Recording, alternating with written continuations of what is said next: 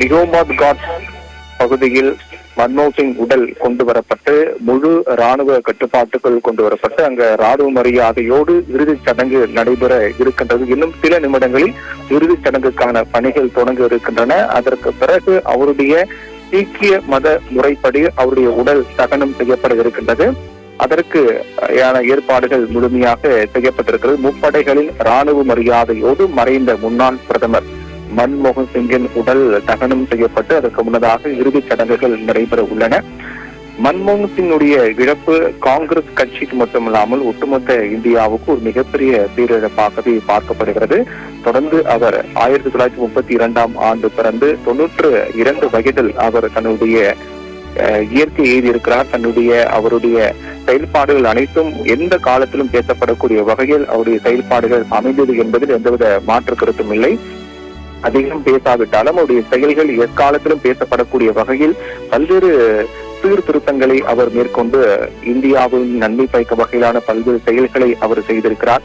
பிரதமராக பொறுப்பு ஏற்பதற்கு முன்னதாகவே அரசின் சார்ந்த பல்வேறு பணிகளை மேற்கொண்டார். நிதியமைச்சராக பணியாற்றினார்.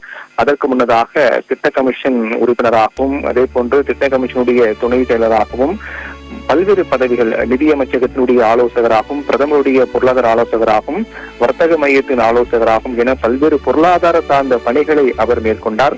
அவர் பிரதமரானது கூட ஒரு எதிர்பாராத ஒரு நிகழ்வுதான். அது அவரே எதிர்பார்த்ததில்லை என்று கூட அவர் குறிப்பிட்டார். பிரதமராக கூட 2004 தேர்தல் முடிவின் போது காங்கிரஸ் கட்சி வெற்றி பெற்றது. அப்போது யார் பிரதமர் என்ற கேள்வி பிரதானமாக இருந்தது. அப்போது சோனியா காந்தி தான் பிரதமர் ஆவார் என்றெல்லாம் பலராலும் எதிர்பார்க்கப்பட்டது. அதற்கு பல்வேறு பாஜக உள்ளிட்ட பல கட்சிகளுடைய எதிர்ப்பு விமர்சனங்கள் காரணமாக பிரதமராவதில் சிக்கல் ஏற்பட்டது. இருந்தாலும் அதை காங்கிரஸ் கட்சி பெரிதாக பொருட்படுத்தவில்லை என்றாலும் கூட பிரதமராவது யார் என்ற கேள்வி வரும்போது மன்மோகன் சிங் பிரதமராகலாம் என்று ஒரு முடிவு வருகிறார்கள். அந்த முடிவின் படிதான் அவர் பிரதமராக பொறுப்பேற்றுக் கொண்டார்.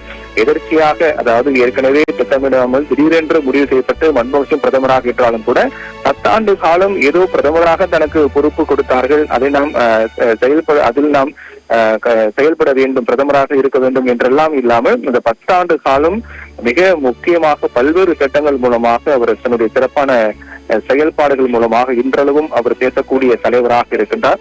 அந்த 10 ஆண்டு காலம் 2004 முதல் 2014 வரையிலான காலகட்டத்தில் இந்தியா பல்வேறு நெருக்கடிகளை சந்தித்தது. குறிப்பாக 2007-8 காலகட்டத்தில் உலக அளவில் ஒரு மிகப்பெரிய பொருளாதார மந்தநிலை ஏற்பட்டது. அதற்கு இந்தியாவும் உட்பட்டு விடுமோ என்ற ஒரு சூழல் ஏற்பட்டது. ஆனால் உலக நாடுகள், அதாவது அமெரிக்கா கூட, வல்லரசு நாடாக இருக்கக்கூடிய அமெரிக்கா கூட பெரிய அளவில் பாதிக்கப்பட்டாலும் கூட இந்தியாவில் எந்தவித ஒரு சிறிய தாக்கம் கூட ஏற்படாத வகையில் மிக நேர்த்தியாக, பொருளாதார ரீதியாக மிக நேர்த்தியாக கொண்டு சென்ற தலைவராக மன்மோகன் சிங் இன்றளவும் பேசப்படக்கூடிய சிறப்பு வாய்ந்த தலைவராக இருக்கின்றார். அப்படிப்பட்ட ஒரு மிகப்பெரிய தலைவருடைய இழப்பு என்பது ஒட்டுமொத்த நாட்டுக்கு ஒரு மிகப்பெரிய பேரிழப்பாகவே பார்க்கப்படுகிறது.